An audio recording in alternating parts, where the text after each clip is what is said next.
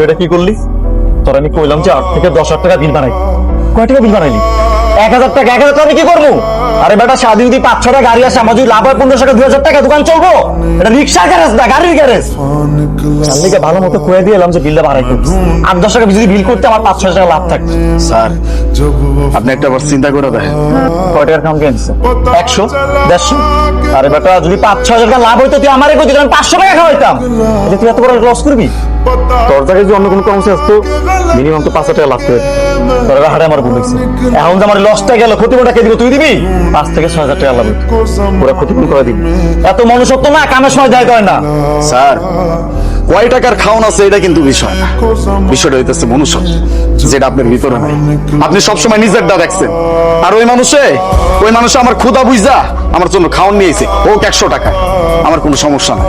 ওই যে মনুষ্যত্বর কথা কইলাম না, মনুষ্যত্ব ওই মানুষটার ভিতরে আছে, যেটা আপনার ভিতরে নাই। ঠিক আছে, মানলাম তোর কথা। আর আমার যে লসটা হইলো, ক্ষতিপূরণ কে দিব? তুই দিবি? ক্ষতিপূরণ ঠিক আছে, ক্ষতিপূরণ যদি দেওয়া লাগে এটা আমি দিব, আপনি আমার বেতন থেকে এটা নিয়ে। হইছে তোর মতো বলা মানছে না আছে, পরের মাসে 18,000 টাকা তখন 5,000 টাকা কাটবো না, তখন দেখবো মনুষ্যত্ব কই যায়। আইছে তোর এই মাসের বেতন।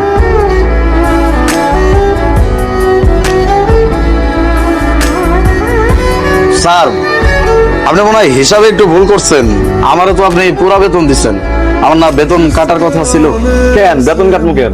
ওই যে ওই দিন বেশি বিল করি নাই, আপনি আমার উপর রাইগা গেলেন, আমার যে কইলেন ক্ষতিপূরণ আপনি আমার বেতন থেকে কাটা দিবেন।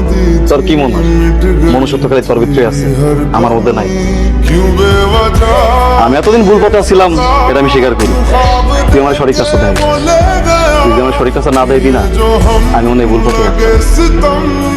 ওই দিন ম্যাডাম আইছিল, আমি তোরে কইছিলাম যে বিলটা বাড়ালে, উল্টা পাল্টা কাম দেয় বিলটা বাড়তি করতে, তুই এটা করস নাই। এর লিগে আগের মাথা অনেক যাচ্ছিলাম, কিন্তু আমি বুঝতে পারি নাই যে ব্যবসার মূলধন হচ্ছে শতটা, শত ছাড়া ব্যবসা। দেখ ওই ম্যাডাম এই মাসে 7 বার এসে গাড়ি নিয়ে, প্রত্যেকটা কাম কিন্তু তোর কাছে করে দিয়ে গেছে। শুধু ম্যাডাম না, তোর মাধ্যমে আমার 15 থেকে 20টা কাস্টমার আইছে, তারা প্রত্যেক মাসে রেগুলার আমার কাছ থেকে গাড়ি কাম করতেছে। আমি চিন্তা করতাম রাস্তার মাঝখানে গ্যারেজ, যে কেউ গাড়ি লিয়ে আইতাছে ঠিক করতে যাইবো গা, এই কাস্টমার সেকেন্ড আইবো না। কিন্তু আমি কোনো চিন্তাই করি নাই, যদি আমি সৎ থাকি, আমার কাস্টমার বাড়ি যত দূরে হোক সে আমার কাছে কাম করে। এই যে ম্যাডামের বাড়ি কত দূরে, ওই জায়গা থেকে এসে তোর কাছে কাম করে, লাভটা আমার আল্লাহর মধ্যে বাপু লাভ হইতাছে। আর এই সব কিছু হয়েছে তোর কারণে। তুই কেমনে ভাবলি যে তোর যাতে বেতনটা কেটে রাখি? আর কি জানো, তুই আমার সবসময় খাওয়ানোর খোটা দিতি যে তোর খাওয়ার টাইম দিই না। খাওয়ার টাইম তোর এখন আমি দিব না। তোর একটা কাম করতে পারি, সামনের মাস থেকে তোর আমি বেতন লাগে 2,000 টাকা এক্সট্রা দিই, তুই ভালো মন্দ খাইছিস।